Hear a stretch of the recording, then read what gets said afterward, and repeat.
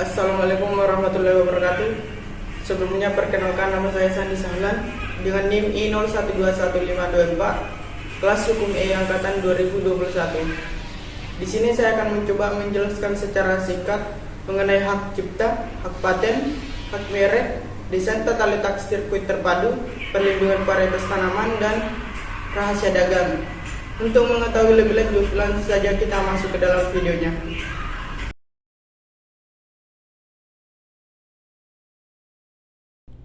Masuk kepada hak cipta. Pengertian hak cipta. Undang-Undang Nomor 19 Tahun 2002, Pasal 1, mengenai pengertian hak cipta adalah hak eksklusif bagi pencipta atau penerima hak untuk mengumumkan atau memperbanyak ciptaannya atau memberikan izin untuk itu dengan tidak mengurangi pembatasan-pembatasan menurut peraturan perundang-undangan yang berlaku. Kemudian hak eksklusif. Yang dimaksud dengan hak eksklusif dalam Pasal 4 Undang-Undang Nomor 28 Tahun 2014, bagian pasal demi pasal adalah hak yang hanya diperuntukkan bagi pencipta sehingga tidak ada pihak lain yang dapat memanfaatkan hak tersebut tanpa izin pencipta. Pemegang hak cipta yang bukan pencipta hanya memiliki sebagian dari hak eksklusif berupa hak ekonomi. Perlindungan hak cipta. Pasal 58 Undang-Undang Nomor 28 Tahun 2014 menyebutkan ciptaan yang dilindungi sebagai berikut. Yang pertama, buku atau pamflet dan semua hasil karya tulis lain. Kedua, ceramah, kuliah, pidato, dan ciptaan lain yang sejenis dengan itu. Yang ketiga, alat peraga yang dibuat untuk kepentingan pendidikan dan ilmu pengetahuan. Yang keempat, lagu atau musik dengan atau tanpa teks. Yang kelima, drama atau drama musikal, tari, koreografi, pewayangan, dan pantomim. Yang keenam, karya seni rupa dalam segala bentuk seperti lukisan, gambar, ukiran, kaligrafi, seni pahat, patung, dan kolasi. Ketujuh, karya arsitektur. Yang kedelapan, peta. Yang kesembilan, seni batik. Selanjutnya, hak paten. Pengertian hak paten, hak eksklusif yang diberikan oleh negara kepada inventor atas hasil invensinya di bidang teknologi, yang selama waktu tertentu melaksanakan sendiri invensinya tersebut atau memberikan persetujuan kepada pihak lain melaksanakan invensinya. Undang-Undang Nomor 13 Tahun 2016 tentang paten. Adapun syarat paten. Untuk dapat diberikan hak suatu paten dipersyaratkan: yang pertama, spesifik di bidang teknologi. Yang kedua, baru. Yang ketiga, ada langkah inventif. Yang keempat, dapat diterapkan dalam industri. Jangka waktu perlindungan 20 tahun. Untuk paten sederhana selama 10 tahun.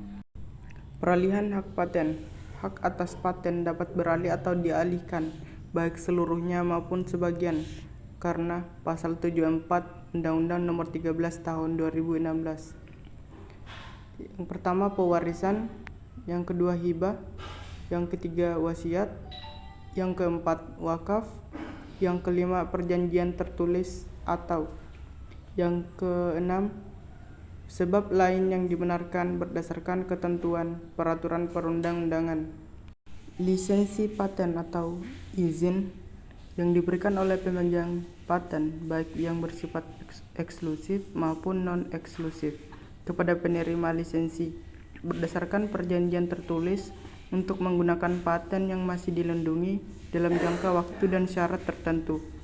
Lisensi melalui suatu perjanjian pada dasarnya hanya bersifat pemberian hak untuk menikmati manfaat ekonomi dari paten dalam jangka waktu dan syarat tertentu, sehingga perjanjian lisensi dapat mencakup semua atau sebagian perbuatan pemegang paten. Dalam hal ini tetap berhak melaksanakan sendiri patennya kecuali diperjanjikan lain. Kemudian selanjutnya, merek.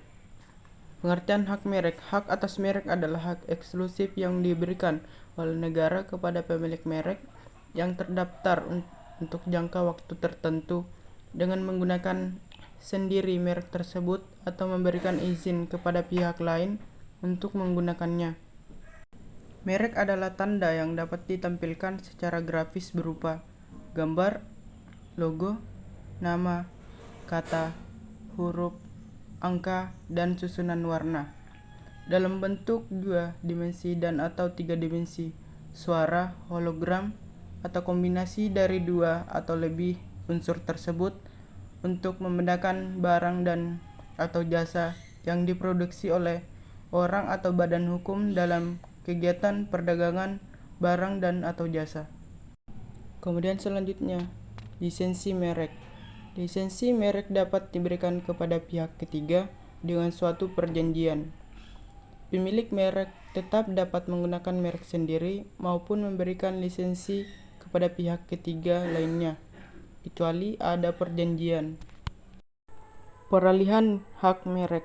Hak atas merek dapat beralih atau dialihkan karena yang pertama pewarisan, yang kedua hibah, yang ketiga wasiat, yang keempat wakaf, yang kelima perjanjian tertulis, atau yang keenam sebab lain yang dibenarkan berdasarkan ketentuan peraturan perundang-undangan.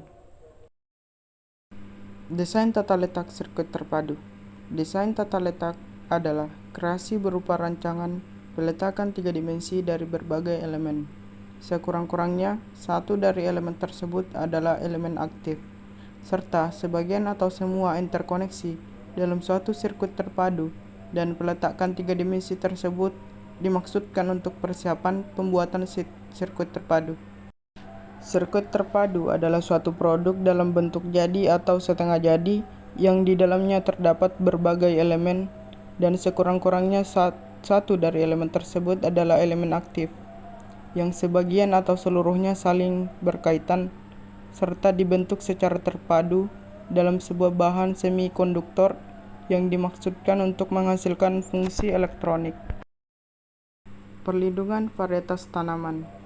Perlindungan varietas tanaman atau PVT, perlindungan khusus yang diberikan oleh negara yang dalam hal ini diwakili oleh pemerintah, dan pelaksanaannya dilakukan oleh Kantor Perlindungan Varietas Tanaman terhadap varietas tanaman yang dihasilkan oleh pemulia tanaman melalui kegiatan pemuliaan tanaman. Hak PVT, hak khusus yang diberikan negara kepada pemulia dan atau pemegang hak PVT untuk menggunakan sendiri varietas hasil pemuliaannya atau memberikan persetujuan kepada orang atau badan hukum lain untuk menggunakannya selama waktu tertentu. Varietas yang dapat diberi hak PVT yaitu baru, unik, seragam, stabil, diberi nama. Sifat varietas yang dapat diberi hak PVT. Yang pertama, baru. Pada saat penerimaan permohonan hak PVT, perbanyakan atau hasil panen dari varietas tersebut belum pernah diperdagangkan di Indonesia atau sudah diperdagangkan tapi tidak lebih dari 1 tahun, atau telah diperdagangkan di luar negeri tidak lebih dari 4 tahun untuk tanaman semusim dan 6 tahun untuk tanaman tahunan. Yang kedua, unik, dapat dibedakan secara jelas dengan varietas lain yang keberadaannya sudah diketahui umum pada saat penerimaan permohonan hak PVT. Yang ketiga, seragam, sifat-sifat utama atau penting pada varietas tersebut terbukti seragam meskipun bervariasi sebagai akibat dari cara tanam dan lingkungan yang berbeda-beda. Yang keempat, stabil, sifat-sifatnya tidak mengalami perubahan setelah ditanam berulang-ulang. Yang kelima, telah diberi nama. Rahasia dagang.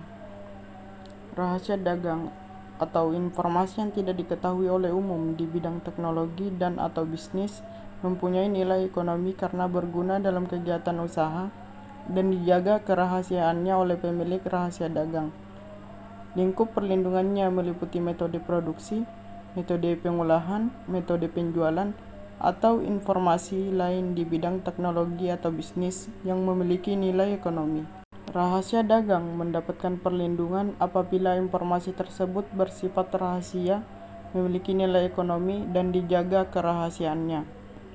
Pelanggaran rahasia dagang terjadi apabila seseorang dengan sengaja mengungkapkan rahasia dagang tersebut atau mengingkari kesepakatan atau mengingkari kewajiban secara tertulis atau tidak tertulis untuk menjaga rahasia dagang. Itulah tadi pemaparan materi secara singkat dari saya. Akhir kata dari saya, penjahit benang membawa peti, Ibu Wahyuni menjahit kebaya. Saya pamit untuk undur diri. Terima kasih atas perhatiannya. Wassalamualaikum warahmatullahi wabarakatuh.